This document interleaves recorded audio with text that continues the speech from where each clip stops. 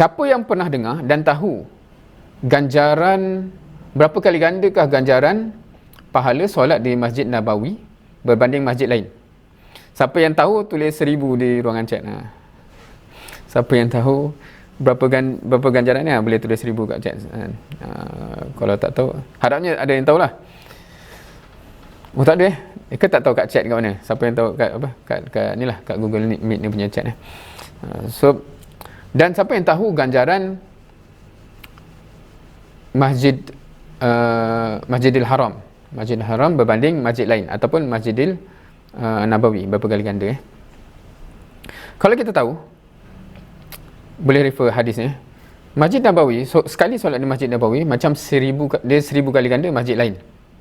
Pernah dengar? 1000 kali ganda. Dan Masjidil Haram adalah, okey, yang tadi tu kalau kita baca hadis tu dia kata kecuali Masjidil Haram, sebab Masjidil Haram tu bukan masjid lain. Masjidil Haram adalah 100 kali ganda Masjid Nabawi. Mean 100,000 kali ganda masjid kita lah. Kan? So, dalam konteks itu, ni comparison dengan masjid kita tau, bukan comparison dengan kalau solat kat rumah. Solat kat rumah dengan solat masjid tu pun dah berbeza banyak, dah berapa 27 kali ganda ke 24 kali ganda tu kan. So yang itulah, yang di masjid itulah yang digandakan sampai contohnya 100,000 kali ganda di Masjidil Haram. Right? Given that knowledge, given that understanding, kalaulah kita lahir di Mekah, adakah kita akan ever meninggalkan Mekah?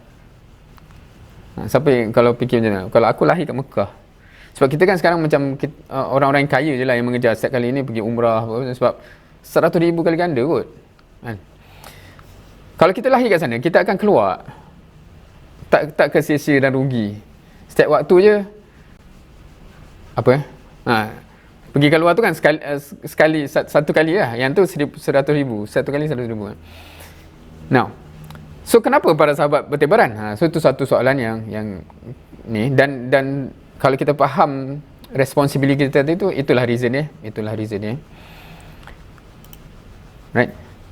Syuhada 'alan nas. Now, ada yang tak clear ke? Ada yang fikir, ya Allah, bodoh ya sahabat ni, kenapa keluar kan? Sia-sia je, dah lahir kat Mekah pergi keluar pula kan?